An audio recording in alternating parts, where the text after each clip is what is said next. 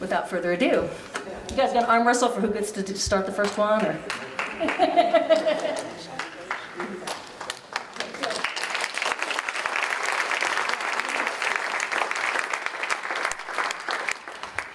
Well, thanks so much for coming out, everybody. It's good to see you. I can tell you, having run for Congress in our congressional district twice, I know we're in the left-leaning oasis of the 4th Congressional District. But I can tell you that the energy that we saw on Saturday, April 5th, here at Bandshell was not isolated just to Ames. We had major turnout in Carroll, in Spencer, in Council Bluffs, and after I spoke here in the morning in Ames, I drove up to Sioux City and spoke up there, and there were hundreds up there in Sioux City.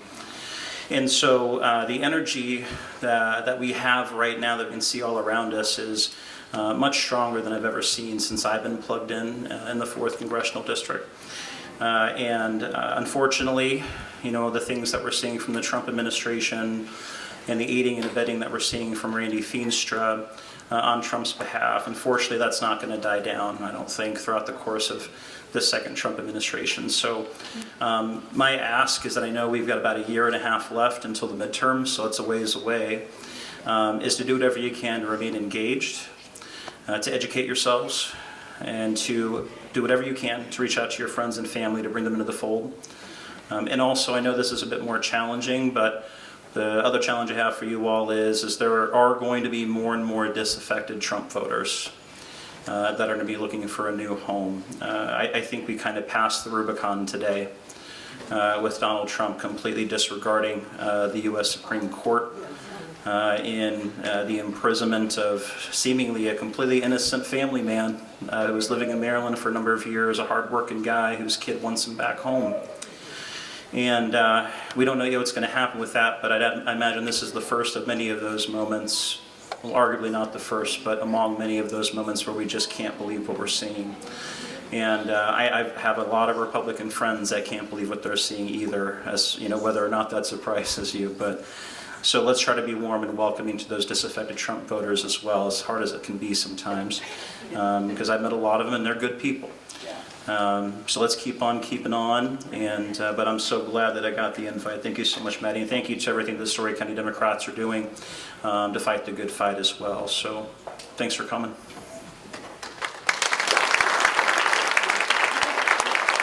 I just wanted to add that the Ames Visibility Brigade, that's not just the Story County Democrats. I need to give credit to the other organizations. So Indivisible Ames is doing that, and Red, White, and Blue has an affiliate here called Democracy Every Day. And so I wanted to make sure that you knew about those other groups that are behind that.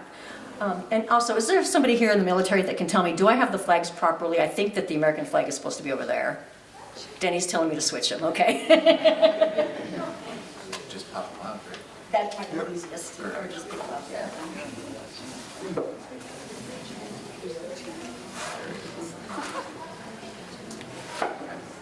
Is this your phone? All right. Well, it's so good to be back here down in Ames, and thank you so much for everyone putting this together. This is awesome. So, down at the Capitol, things are not good. Out in Washington, D.C., things are not good. And we have to be here again, you know. I would love to live in a time where politics isn't in your face all day, every day, but here we are. And so we have a challenge right now. Are we going to sit back and let things happen, or are we going to fight back? And that's one of the things I was thinking about a month ago. I ended up holding 3 rallies across the state. I held one in Sioux City, and one in Des Moines, and one in Davenport, and it just opened up my eyes about the energy that was out there. In Davenport, I've never campaigned before.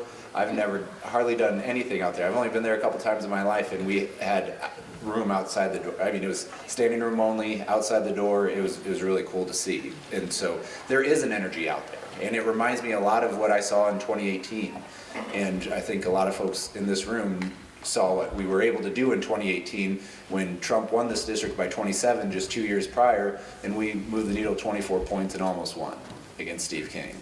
And I think right now there is a tremendous opportunity for Democrats to go out there, earn votes all across the way, and really organize like we haven't been able to do since before the pandemic. And so I'm excited about what's out there. I know we're going to have some very interesting races. We're going to have a good governor's race. We're going to have, at least we'll have a new governor. That's very exciting.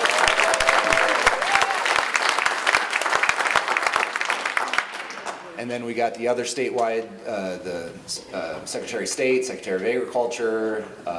Those are going to be, and state auditor, if we needed a new state auditor. And then the Senate race as well. And so it's going to be an interesting year. And I'm looking forward to answering a lot of questions here. And I think we should start. Do you want to, or you?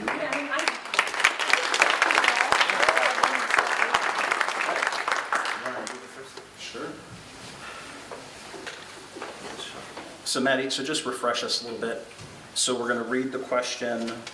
Yeah, read the question. If you recognize this as being your question, if you want to raise your hand, you can, but don't read people's names because I don't know if anybody wants their name read out. So, Okay. so just read them out and then move on to the next one. All right, very good.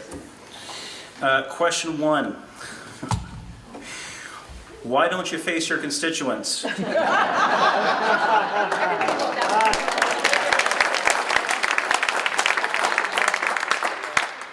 Coward.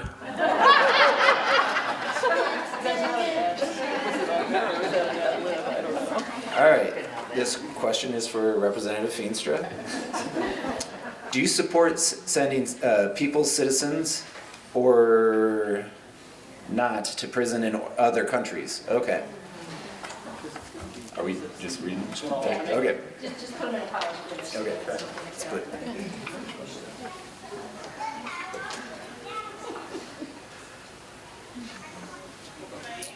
This is beautiful handwriting. Thank you to the writer.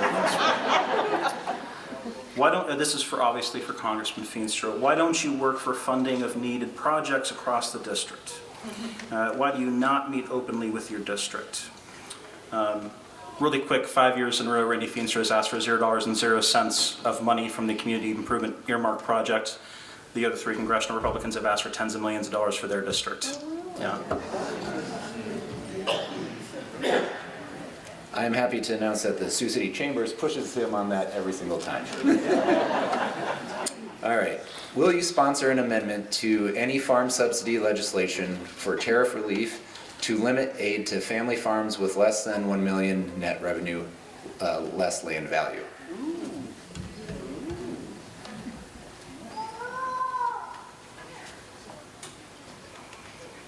This is kind of similar. What is your view on Trump's tariff plan? Feenstra hasn't expressed what his thoughts are on it.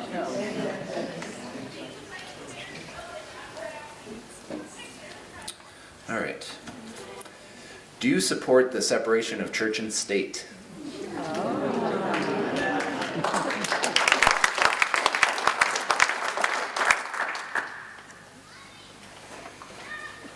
Oh, is this it's the exact same question. It is, which comes up quite a bit. Considering the economic performance of Republican administrations since Reagan, why do you believe the tax cuts for corporations and high-wage earners will be effective in generating growth this time? 10 of the last 11 recessions happened under Republican presidencies, so.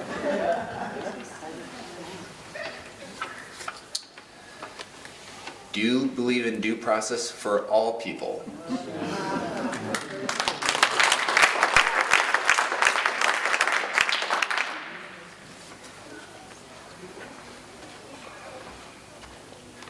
I'm going to try to read through this the first time because it's kind of hard to make out.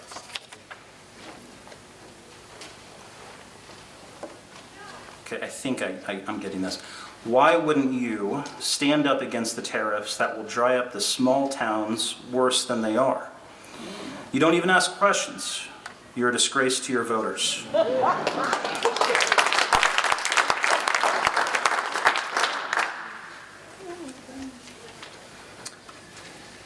Do you support the First Amendment rights for all persons, speech, assembly, religion, and press?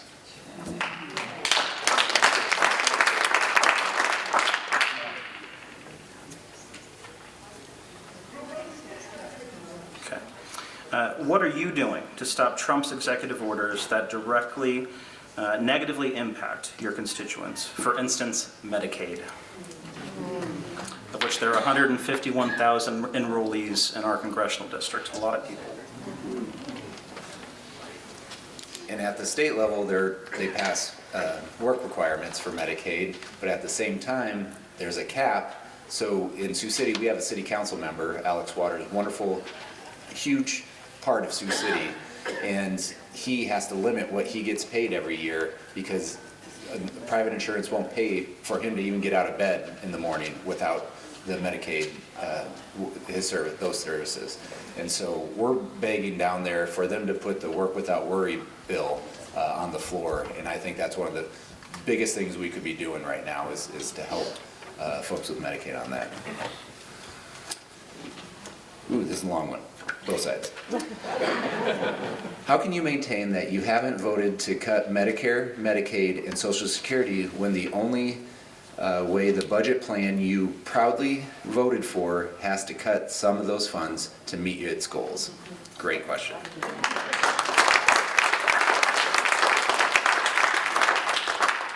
We got some more here. Oh, the pile keeps growing. That's good. All right. That's tiny. Okay. I'm afraid Trump and his Trump puppets will declare martial law, and we won't have midterms. What will you do if that happens?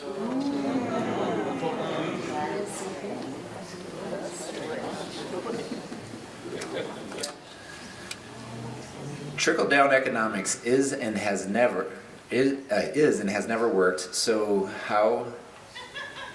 Sorry, I should have read that. How will tax cuts for the ultra-wealthy benefit Iowans? Will you impeach Trump if he deports U.S. citizens?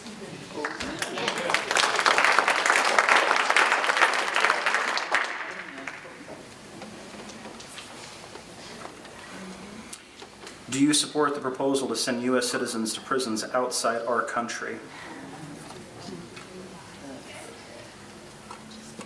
Without due process.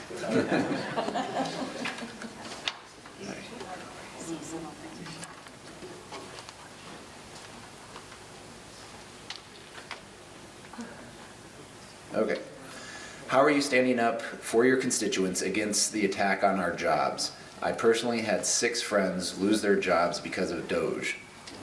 Trimming the fat.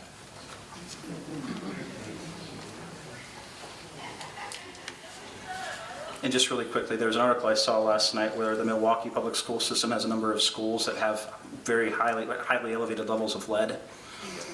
They asked RFK Jr. and his administration to come out and test and mitigate, and they were told they can't anymore because DOGE cut that program. Doesn't sound like trimming the fat to me when it comes to taking care of our kids, right? I'm going to have to give that a read over. Hold on.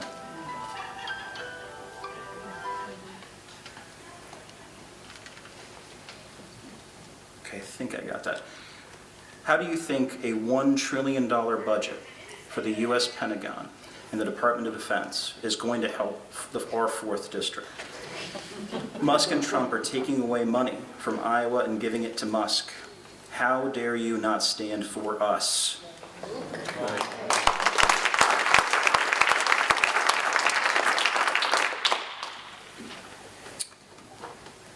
How do you propose to cut taxes and reduce the national debt?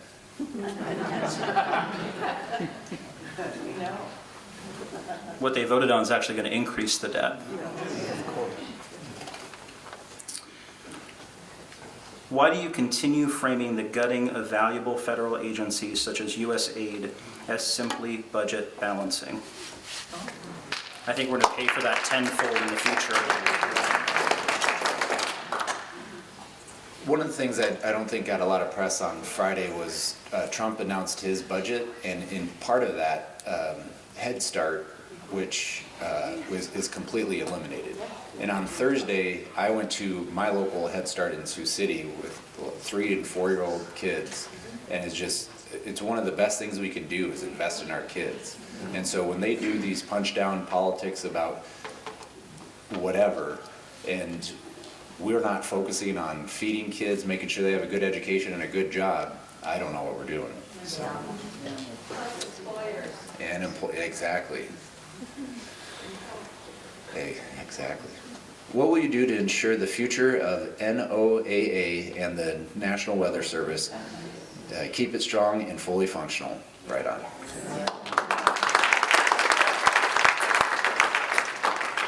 As a former meteorology major who chased a tornado in a Toyota Yaris once, my wife had the same reaction, although she was pretty pissed off at me. You spend $33.9 billion on the TANF program for pregnant women, but you want to defund Planned Parenthood. Planned Parenthood gets $553 million through or from the government, most to help low-income families. So why do you go against Planned Parenthood getting federal funding when it's a 501c3 nonprofit?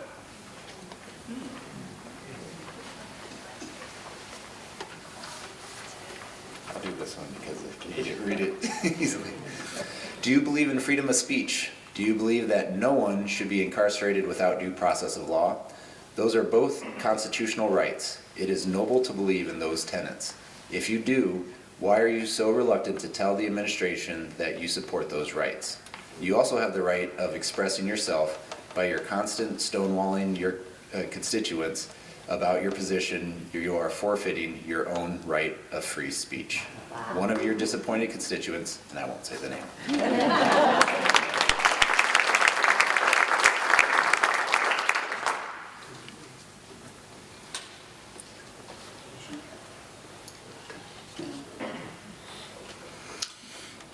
You voted for an act to ensure veterans get quality health care and benefits, but DOJ has cut money to the VA. How do you feel about that? Is this what our veterans deserve after all they have sacrificed? Really quick, raise of hands if you know what the PACT Act is. So the PACT Act provided expanded health care access to veterans who are victims of toxic burn pit exposure. The first time Feenstra had the opportunity to vote for that, he voted against it. And not only did he vote against it, he went on a radio program, the Conway program out of Des Moines, and trashed it as being a waste of money. A big backlash happened from people like us. Jon Stewart helped shame Senate Republicans into passing it, came back to the House on a procedural correction. Feenstra voted for it the second time because he was feeling the heat. He released a press statement not talking about his first no vote, saying he always stood up for veterans. And that was also about first responders too, I think, as opposed to burn pits in 9/11. It was exactly, it was more expansive than exactly. Yeah. You encourage eligible Iowans to enroll in Medicare in October 2024, but DOJ wants to cut that and has already cut thousands from our VAs. So what will these seniors do?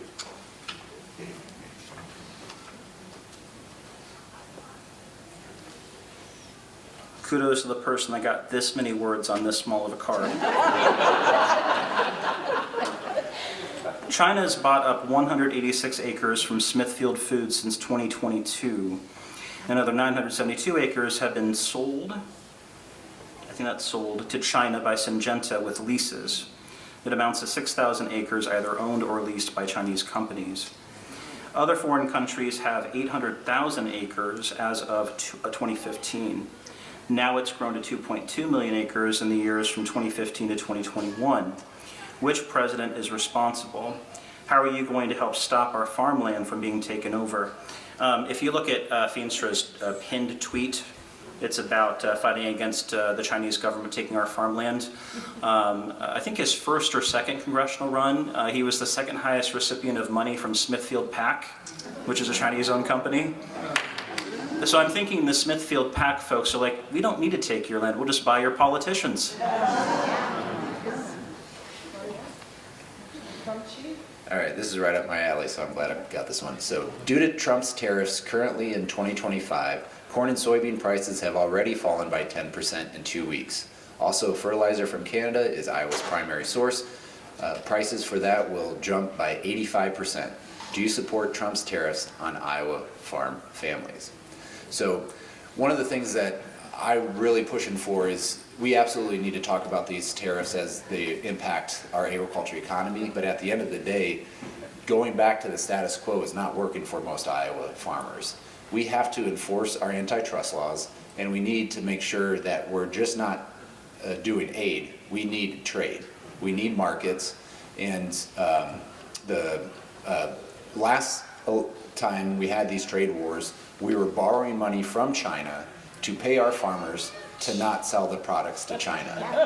That doesn't make sense. And as a result, soybeans are being bought from China down in Brazil. We've lost that market. Just last week it was announced China is going to Australia for their beef. We're losing that market. And so what's the answer to that? And that's something we need to hammer home, the agriculture industries and the markets, because I feel like the trade part or the tariff part of it is temporary and gets very complicated, but we have to go beyond that. We have to talk about the markets, and we have to enforce our antitrust laws.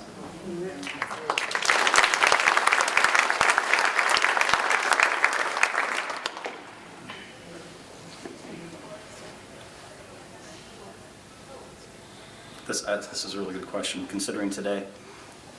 They're all good questions. What does the executive branch have to do for you to finally step up and say they've gone too far?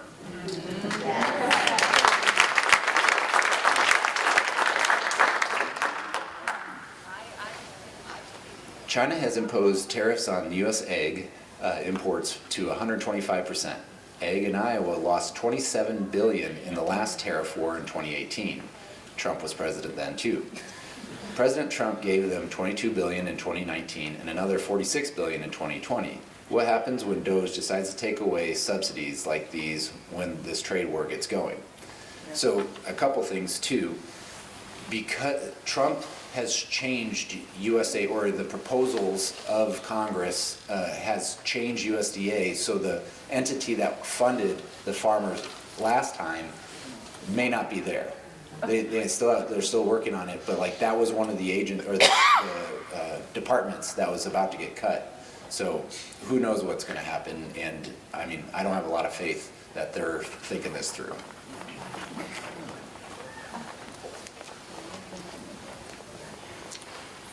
As of today, underlined, we are in a constitutional crisis, with Trump not complying with SCOTUS's ruling that Kilmar Garcia had to be returned to the U.S.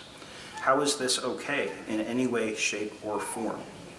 Are you okay with Trump's willful disregard of the checks and balances the court is trying to enforce here? And honestly, I don't know if the Founding Fathers ever anticipated we'd see a day like today. So.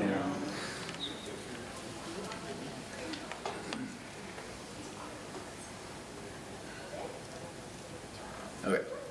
Representative Feenstra, all of your newsletters, your website, and other media sources state that you want to protect Iowans. How does voting for a budget bill that will force significant cuts to funds that will benefit Iowa and support us support Iowa?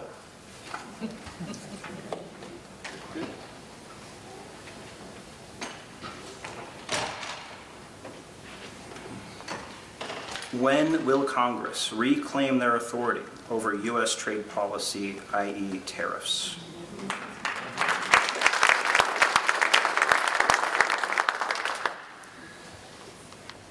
And I will give Senator Grassley a little bit of credit that he's actually having a bipartisan bill to try to do that. A little bit of credit. What will you do to what will you do so that the SAVE Act does not disenfranchise married people? Why do you vote against the amendment? Oh, yeah.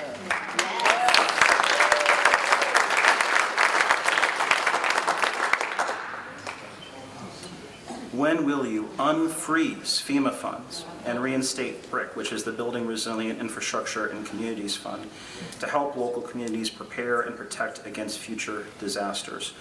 Feenstra has a really bad voting history when it comes to supporting FEMA, unfortunately, and considering there's been plenty of natural disasters in his district, I think that's absolutely shameful. All right. Trump's cuts to NOAA, along with the plans to eliminate the Office of Atmospheric Research, threaten to reduce our ability to forecast the weather and could risk American lives. What do you plan to do to fight these cuts to our essential services?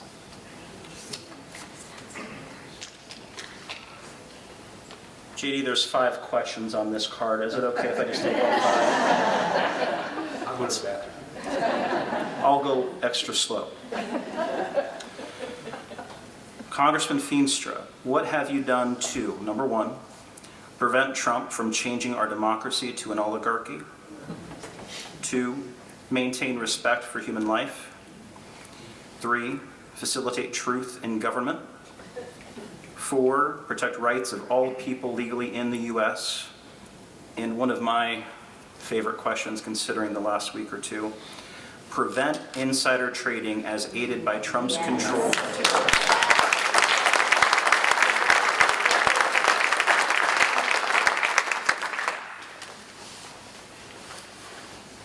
All right, SBA loans impact women and minority businesses.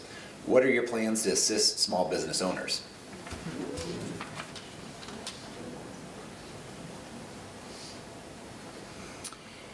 Why are tax cuts for millionaires more important to you than Medicaid, Social Security, Medicare, national parks, veterans, et cetera, et cetera? Also, one of the reasons why you want to buy up as many small-town newspapers as possible, because Feenstra doesn't think you'll read them. Every once in a while we'll get lucky. He had a Glenwood private town hall, because he doesn't have public town halls. And he said very clearly that he's in favor of raising the Social Security eligibility retirement age. That's in print. I don't think he knows that, but it is. If U.S. can get prisoners out of Russia and hostages from Gaza, why can't they get an administrative heir out of El Salvador?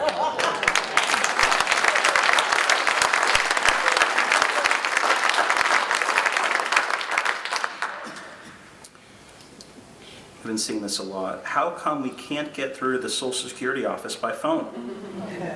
Who is giving pertinent information?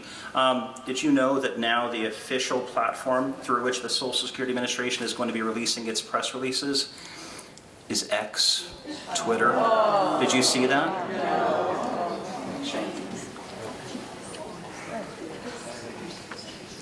I know my parents aren't on Twitter or X. Women's liberation has nothing to do with your religion, you fascist. Your religion does not belong in our state or federal legislation.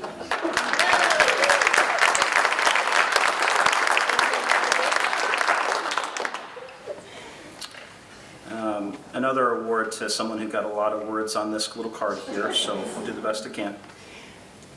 A majority of Americans are in support of providing financial and military assistance to Ukraine. However, President Trump has blamed the Russian invasion of Ukraine on Ukrainian President Zelensky. He did that, I think, today again, actually. Also, the EU is sitting on $350 billion in frozen Russian assets. What can Congress do to convince Trump to restart American assistance to Ukraine and force Europe to confiscate the $350 billion in frozen assets instead of giving it back to Russia?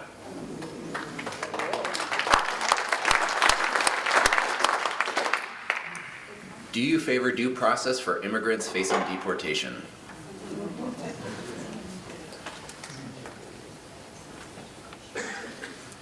Do you favor returning to Congress the control of tariffs? A pretty common theme today.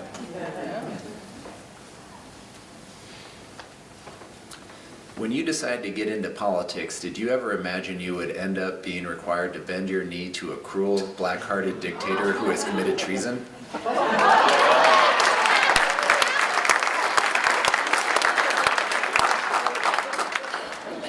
I don't know if I can top that one. Will you sponsor a bill to restore funding to USAID?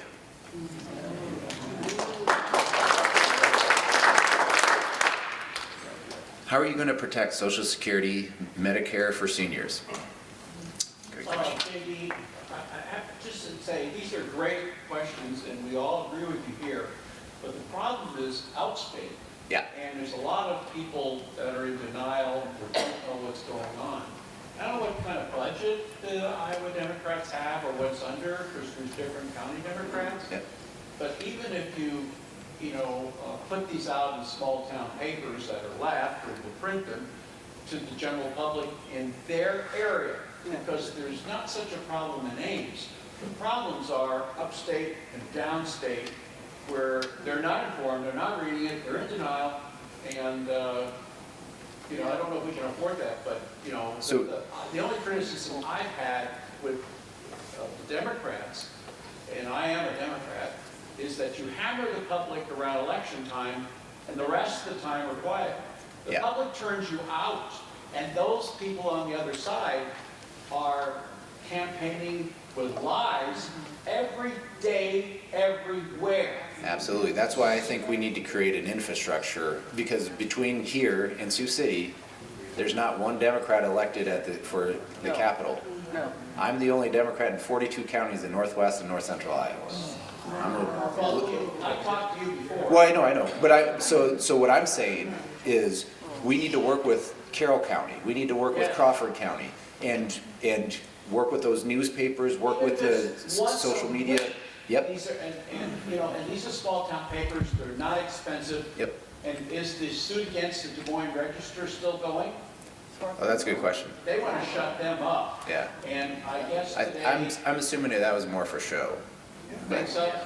But- They're after CBS now too, Trump is Yeah. after CBS. Yeah. CBS. I know, so maybe One thing I'll add to that really quickly. I've started to do town halls in our 4th Congressional District in those smaller towns, and we'll continue to. So actually last Saturday we had a town hall in Boone. And the one advantage that I think we Democrats have in this deep red congressional district is the truth. And so my town halls, I have expert panels. We had 6 experts like Chris Jones on water quality, Ann Disher on Medicare, Medicaid, Social Security, Ken Sagar on Social Security, et cetera, et cetera, et cetera. Tony Thompson on farmers union issues. We have one Tuesday night in Humboldt at 7. And we have one Saturday at 11 in Storm Lake at Storm Lake Elementary. And we have a lot more coming up in I think probably May and June as well. So we're hitting it early in those smaller towns to try to get the facts out there.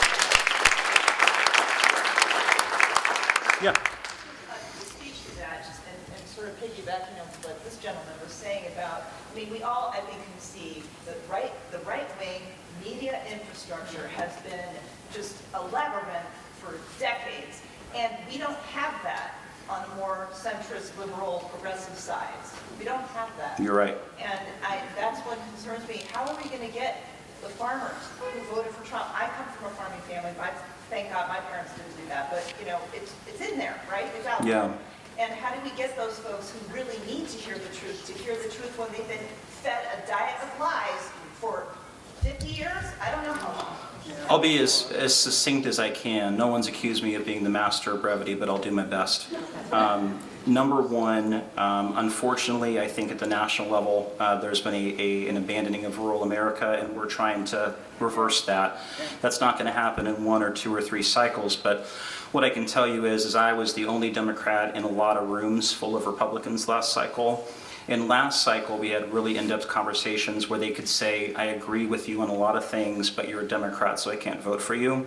I think what's going to happen in 2026 with all the pain that they're going to be feeling is something similar to what happened in Kansas, a redder state than ours, where their governor bankrupted the state. And correct me if I'm wrong, JD, but we're pulling a lot of money from the general fund to cover for gap in our budget this year.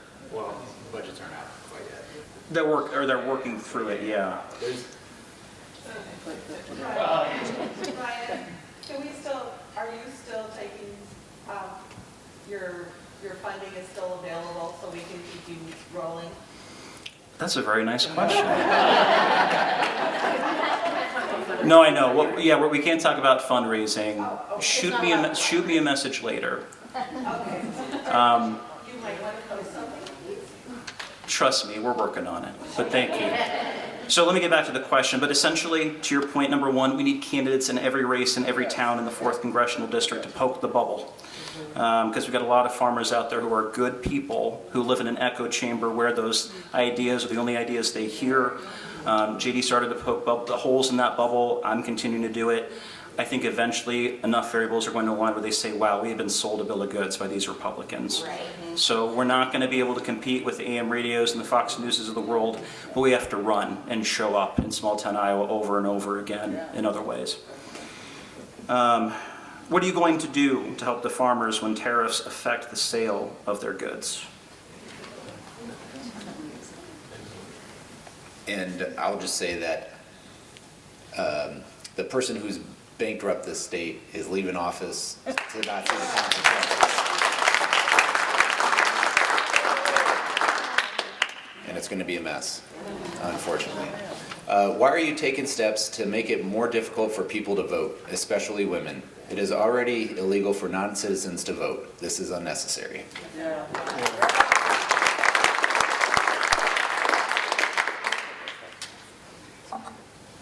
Okay, this third question's really funny. I think I'm going to read it out loud. I think I am. Why did you vote against the 504 plan? Why do you support a total abortion ban, which he does? It's in print. Why do you look like that?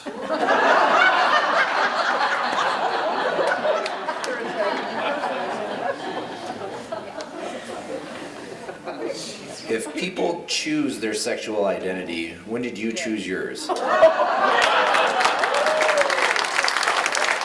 citizens vote and pay taxes.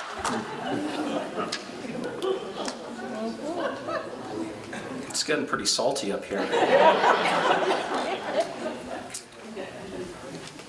You're on the House Ways and Means Committee. Will you protect clean energy tax credits or protect the Trump tax cuts for the rich?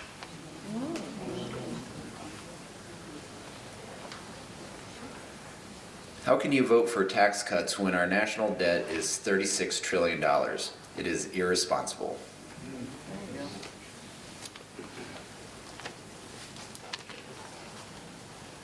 I'm getting the really fun one. Well, they're all fun. I've never seen you. Are you a bot? I've seen him, thanks. Why have you allowed DOJ to cut and gut the Department of Education? Why don't you work harder to protect Iowa's public schools?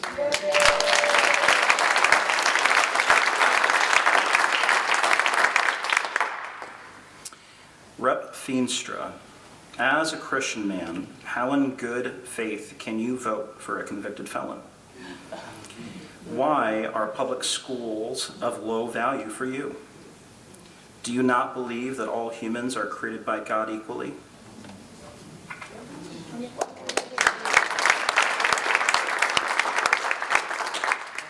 Okay. What will you do to force the Trump administration to adhere to orders from the courts, including the Supreme Court?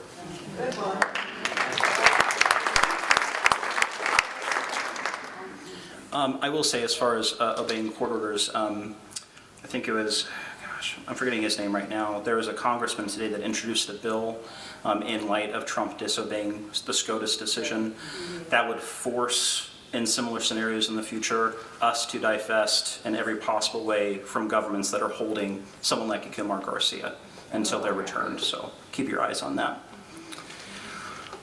Why do you continue to sit back and do nothing, giving Trump and the oligarchy free rein and destroying our democracy, freedom, rights, economy, and social well-being?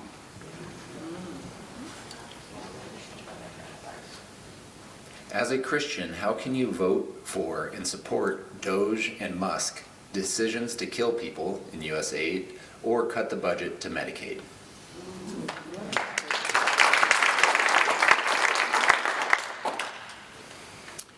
Why is Congress tolerating enforced disappearances? This is what dictators do, and it's evil.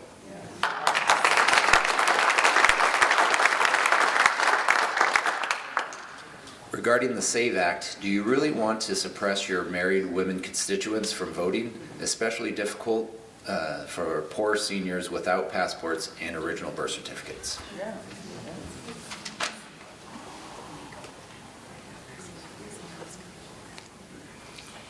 Why do you vote against funding for domestic violence survivors and shelters? You voted against enhanced background checks to buy a firearm? Why are you so heavily in support of violence that you are complicit in it?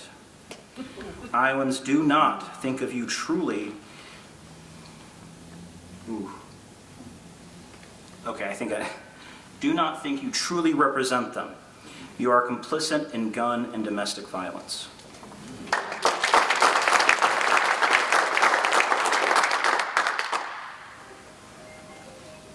All right. I'm sure you have elderly relatives, mother, father, aunts, aunts and uncles, etc., who receive Social Security benefits. I'm also guessing that possibly some of your relatives do not have access or the skills to make Social Security changes online. These people need to be able to access assistance by phone or visit a local Social Security office.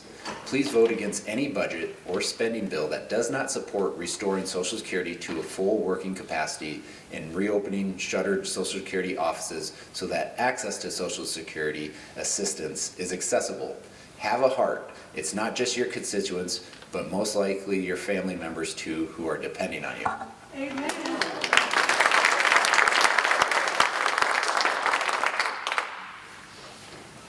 About 3 times a day, I think about Lutnick, the Treasury Secretary. Yeah. Say that his 94-year-old mother wouldn't mind if she missed a Social Security check. No big deal. But that the only people that would mind would be the fraudsters. Like, I think about that 3 times a day that he said that out loud. It blows my mind. Rep. Feenstra, what are you doing to protect me from voter suppression? I'm concerned about the requirement to prove our citizenship. This is an unnecessary burden, especially for women that have changed their name.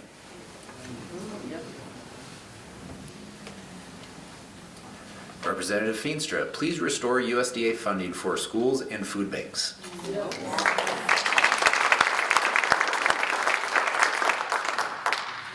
Another good reason to read small-town newspapers is you'll see that across the state, there's been a run on food banks because of those cuts now. Do you support funding for the VA?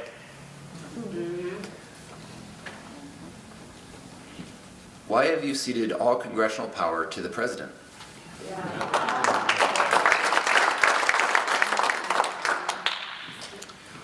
Why did you vote for H.R. 22, the SAVE Act, to remove voting access from Iowans?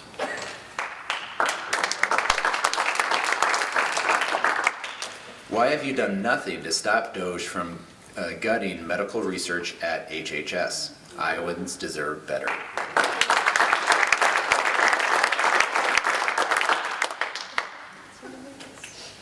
I really wish there was a name on this one so I could... You can just read that stuff. It's not really requested. Can I read it though? Is it okay? It's gonna be... I think it was me. It might, maybe. I see Randy's face in the dark at night. That's it.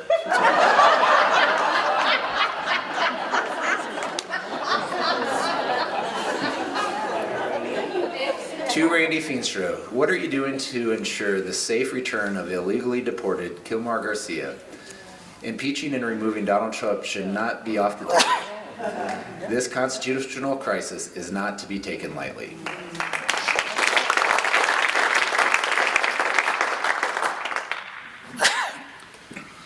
Why don't we hear you speaking up and acting to protect our constitutionally protected free speech, especially at colleges and universities? And I never thought I'd be shouting out Harvard University here in Iowa's 4th, but today they pushed back on Trump's demands.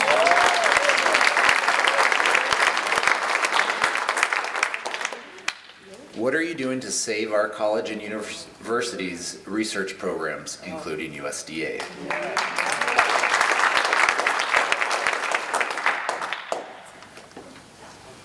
Okay, another five question sheet here, so.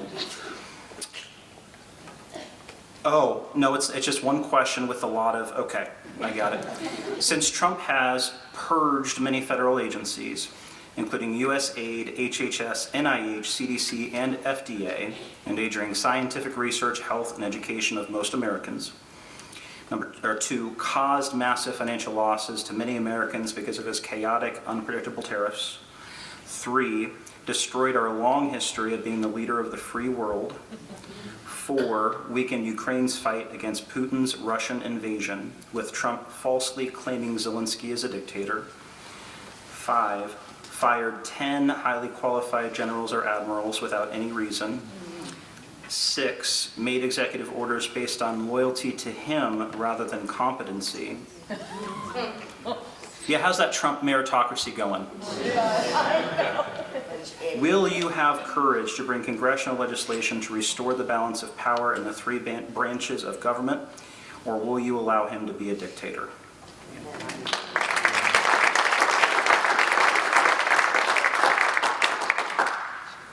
We're getting down, just so you guys know.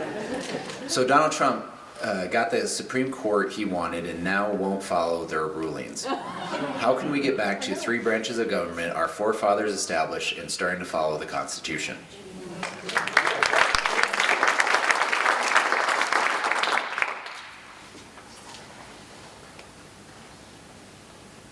Okay, I think I got it. I think I need glasses. This is the night I realized I need glasses probably. The near complete dissolution of USAID has destroyed our global goodwill. Other countries looked to us for help and compassion. Today, diseases run rampant and starvation increases while we talk of fraud and waste. How can we get the food and medicine to those who are in need? Do we depend on churches or wait for a new administration?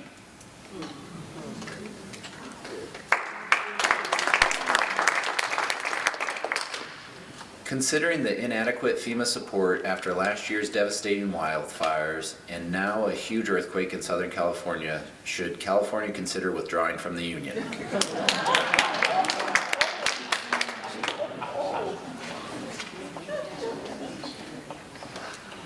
Whatever happened to due process?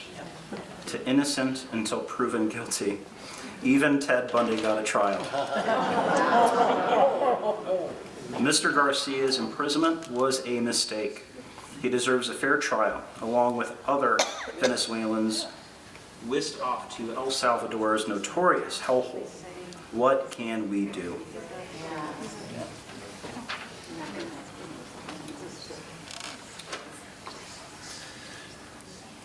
More Republicans are getting on board to raise taxes on the top wealthy Americans to lower the U.S. debt. Another method is to collect taxes from the upper tax group through the IRS. Officials at the agency have reported more staff and time is needed to audit the more complex filings of potential wealthy non-compliance taxpayers. The Budget Lab at Yale reports net foregone revenue could rise by $2.4 trillion over the 10 years given adequate IRS personnel. The report has found when taxpayers know there's a chance of an audit, voluntary compliance tends to improve. Question: would you support increasing funding for the IRS given the money the agency generates from the U.S. government, which exceeds the cost savings of removing IRS staff? Wow.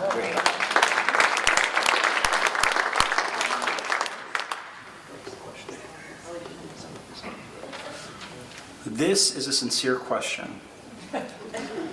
I mean, they've all been sincere. I mean, I see your face at night one, I guess not. What does Donald Trump hold over you? I have some theories, but... also, what does he hold over Joni and Chuck that compels you all to defend the actions that you would never tolerate from a Democrat? For example, would you defend Kamala if she appointed an MSNBC commentator to lead the Department of Defense? Would you stay silent about a Biden team if they texted war plans to a private citizen? Which apparently that's case closed. Apparently that's it. Would you have defended President Obama if the stock market had lost $6 trillion on his watch? Clearly you would not, and you know it. So why defend Trump or stay silent when he does things that so blatantly violate the standards you hold others to? What threat does he represent that causes so many, including you, to abandon their principles and fall in line? What does he have on you? I know this is a provocative question, but I'm sincerely wondering.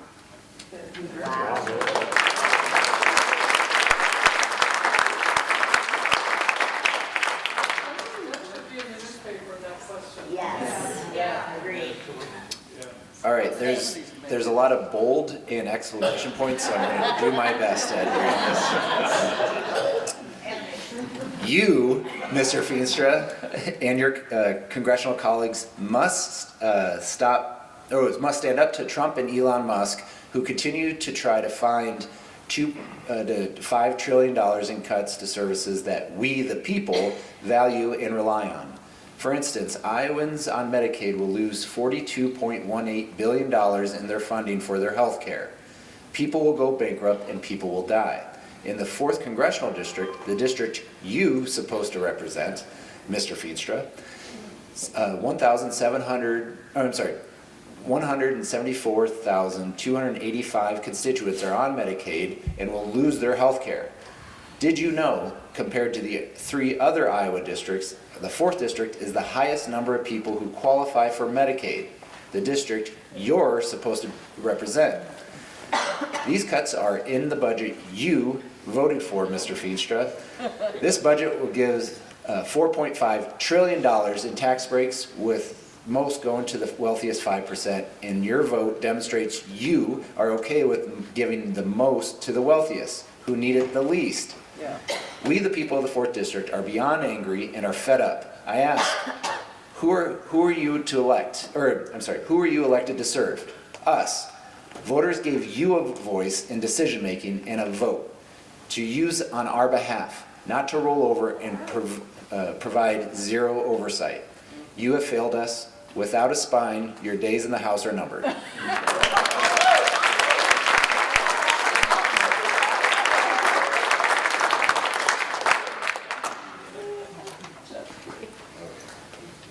On March 15th, 2025, Kilmar Abrego Garcia, legally residing in the state of Maryland, was abducted by masked men and wrongly deported to a maximum security mega prison for terrorists in El Salvador. Which, by the way, this story is much bigger than just him, although that alone is very big. I think I've seen reporting that 75 to 90% of those deported didn't have criminal records, so there are a lot more probably like him. The Trump administration has acknowledged doing all of this in error, and yet has also refused to return him to his family and home in Maryland, where he has legally resided since 2019 with his wife and child, both of whom are American citizens. El Salvadoran President Bukele has also refused to facilitate his return. He called him a terrorist today. However, the U.S. Supreme Court has ruled that a district court order properly requires the government to facilitate Mr. Abrego Garcia's release from custody in El Salvador, and to ensure that his case is handled as it would have been had he not been improperly sent to El Salvador. When he was taken by armed masked men, he had just picked up his 5-year-old son, who is autistic and unable to communicate verbally, from the son's grandmother. The armed masked men turned out to be ICE agents, who next called his wife and told her that she had 10 minutes to pick up her son before he would be turned over to Child Protective Services. In the Gospels, Jesus emphasizes the importance of caring for those in prison. As our representative in Congress and as a professed Christian, what are you going to do on our behalf to ensure that he is treated as U.S. law requires, as insisted upon by U.S. courts, including the Supreme Court, as your professed faith requires you to do so? President Trump has, without consulting Congress or requesting that Congress act, invoked his authority under the International Emergency Economic Powers Act of 1977 to address the national emergency posed by a large and persistent trade deficit in the United States. Do you think that such an emergency exists, an emergency so extreme that there was no time to ask Congress to act? Also, do you think that President Trump's tariffs are the right way to deal with what he has declared to be an emergency? And do you think that the Trump tariffs are improving the economy of the United States?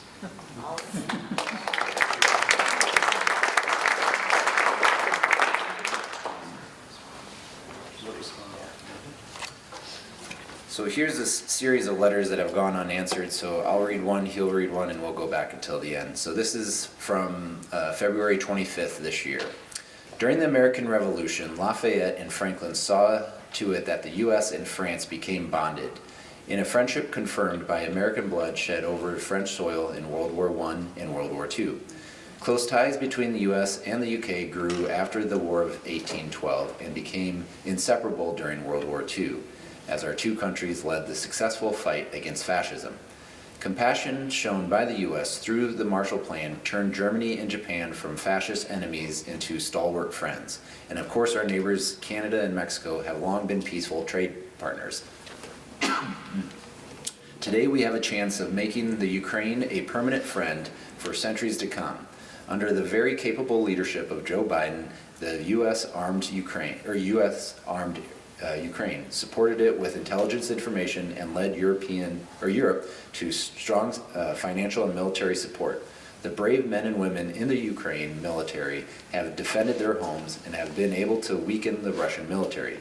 I'm incredibly impressed by their courage in the face of an invasion by perhaps the most evil man on the planet, Vladimir Putin. Yesterday was a complete shame for the Republican Party because none of you ever resist anything Donald Trump does. We just witnessed the United States voting with Russia in this Security Council as if Ukraine, not Russia, started the war, which places the existence of the Ukraine in such peril. Our shame is clear. Now I have two serious questions for you. When you ran for county treasurer or the state senate or Congress, did you do so in hopes you would see the United States support a fascist country like Russia? And are you ever going to do anything to save the United States from Donald Trump's clear desire to turn American into the same kind of state as Hungary, Turkey, and Russia?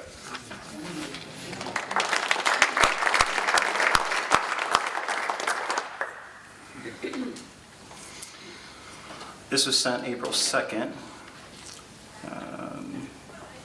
Oh, is this related to this? Sorry, just a second, guys. Is this related to that same one? Are they all kind of, Yeah, I think they're kind of related. I'll just keep on reading. Maybe. Oh, it may be, okay. I think it's the same kind of, okay. I mailed the attached letter regarding the shameful Trump-Vance Oval Office tirade to you on February 25th and delivered a copy by hand to your staffer in Fort Dodge a few days later. Since you have not bothered to make any kind of reply, and I remain very curious as to your answer to these questions, I send it to you for a third time. It does seem like the Republican Party is opposed to all forms of democracy, with constituent questions being placed in the same category as public town halls or any other form of voter outreach. At any rate, I'm quite interested in how you might reply to, when you ran for county treasurer or state senate, did you do so in hopes you would see the U.S. support a fascist country like Russia? I mean, I took civics classes in which we learned why we should support democracy, freedom, our Constitution, and international alliances. Didn't you?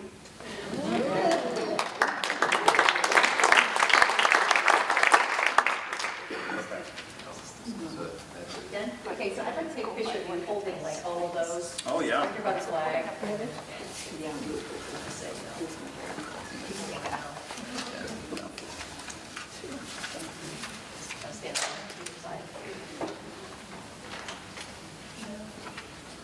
No, personally identifying information. Oh, well, here, I'm going to roll this up. Okay.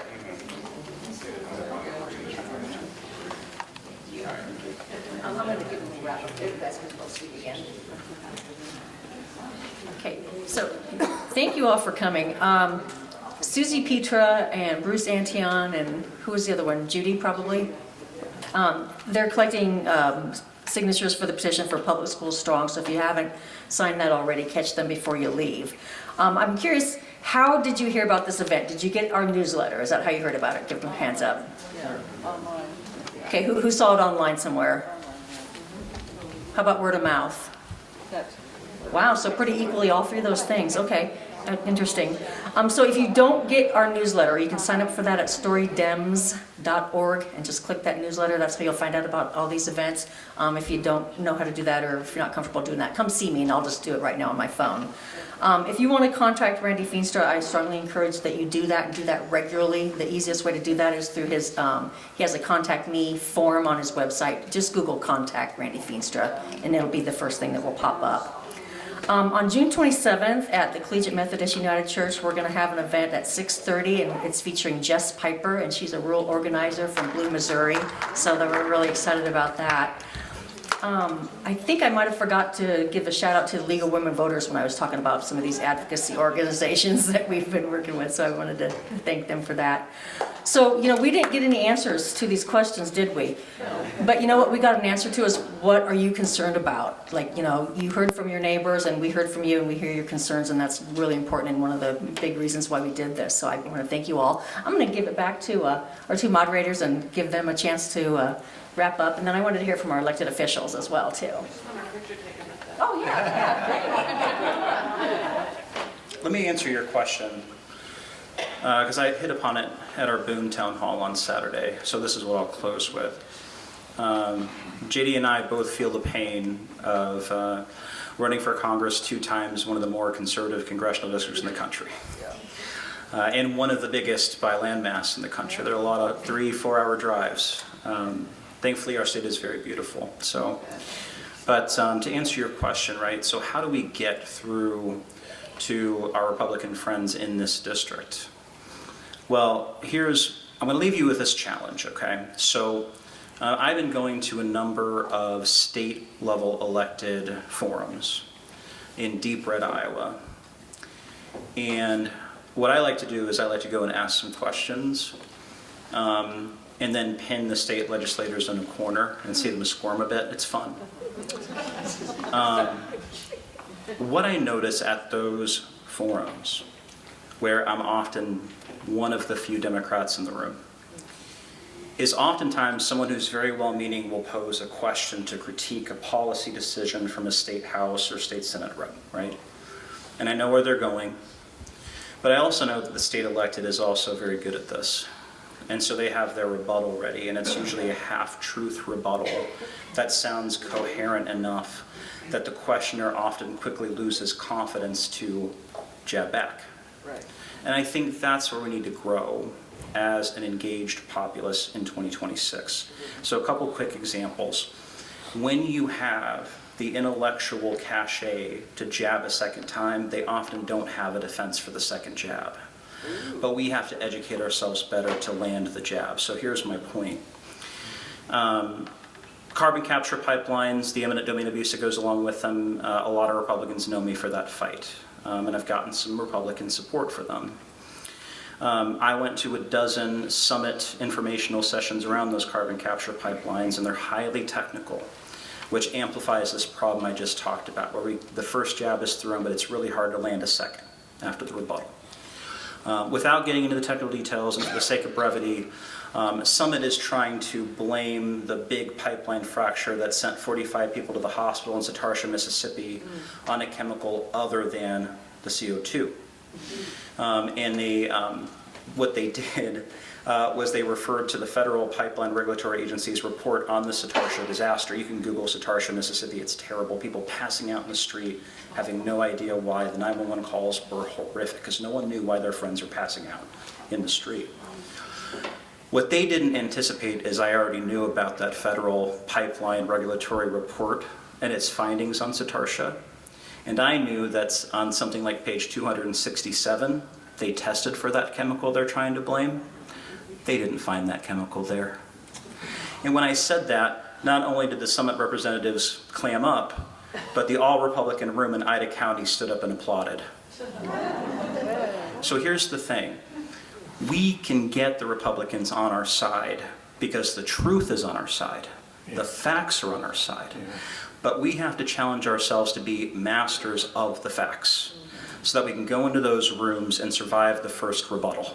Because if we don't survive the first rebuttal, the Republicans in the room are going to think, that was a wash.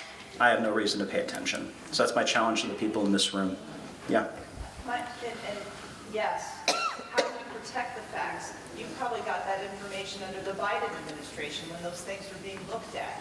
We know they're throwing the EPA and all of the regulatory agencies under the bus. How are we going to find this information? It's like I asked you to ask this question. Thank you.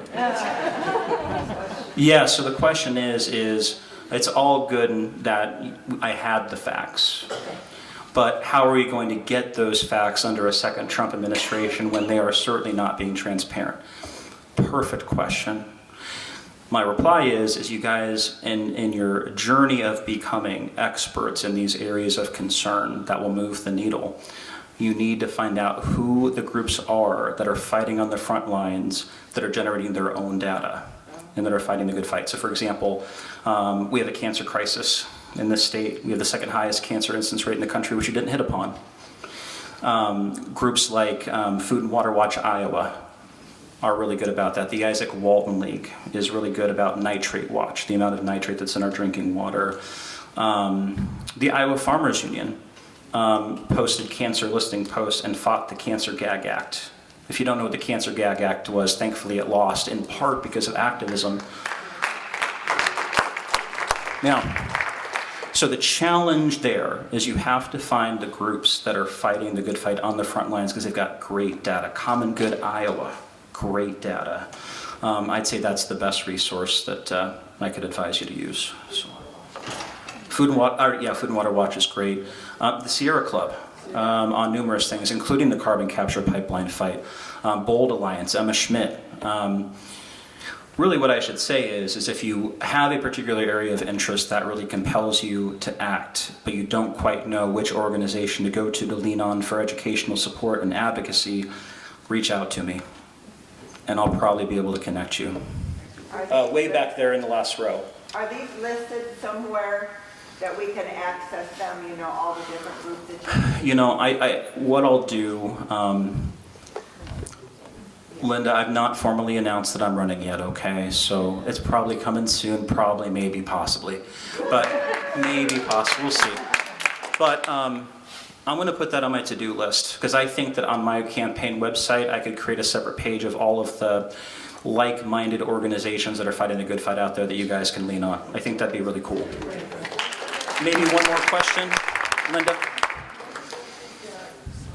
I challenge you as a mother of a currently employed federal worker, if you're getting anything from federal workers, to please keep them protected.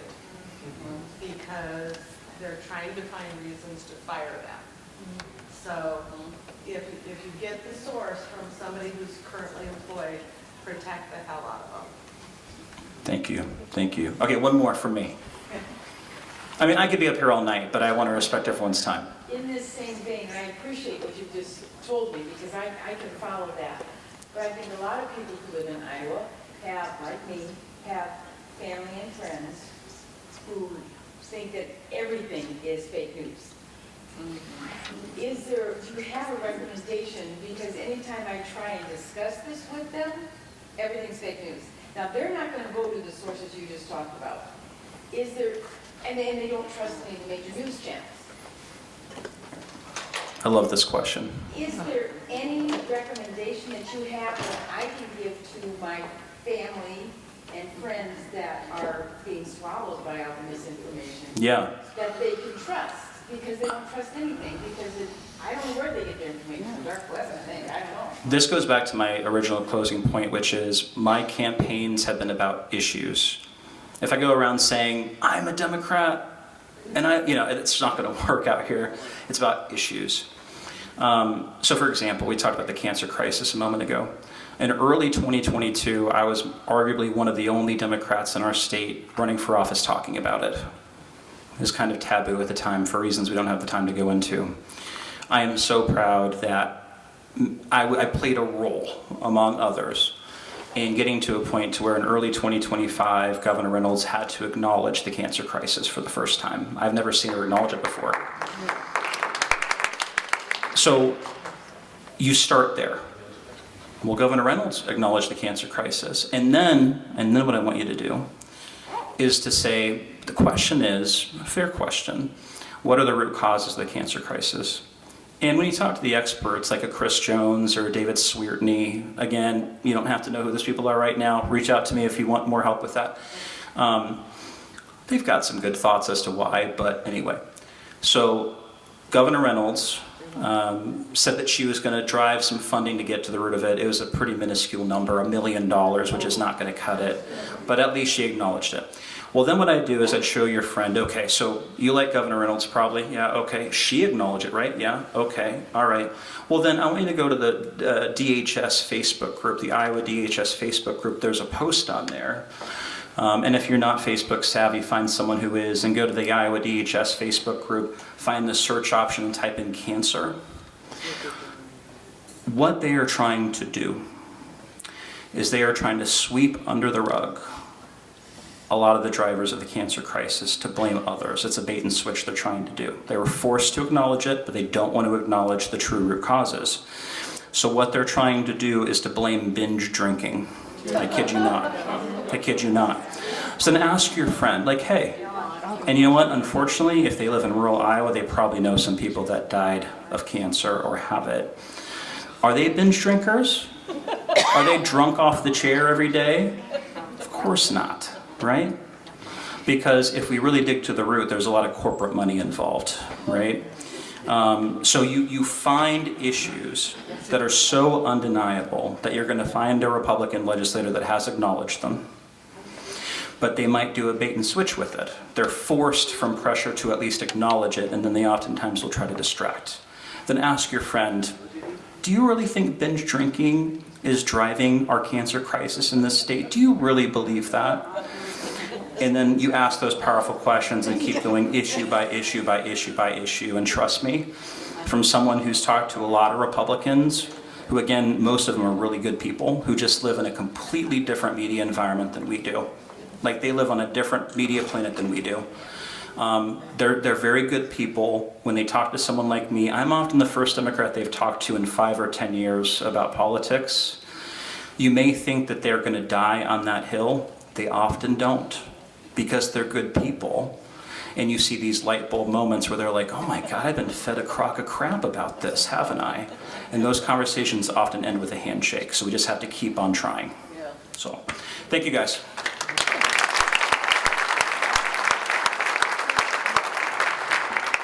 I'll be quick. I just want to say thank you so much for bringing Ross and Beth down to the Capitol. I don't see the senators as much,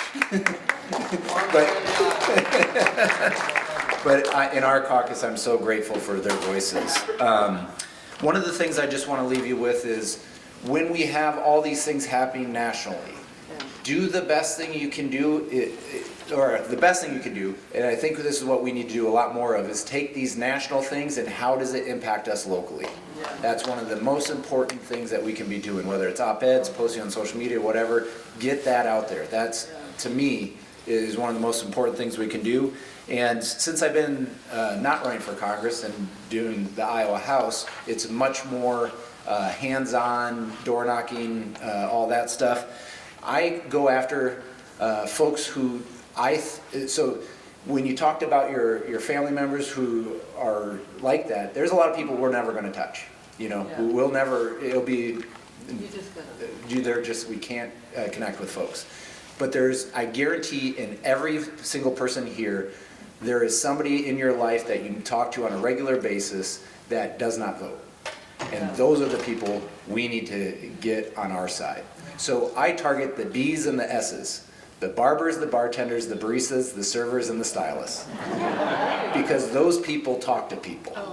And so when I'm back in Sioux City, those are the people I tend to go out of my way to go and talk to them and make sure they know what I'm doing.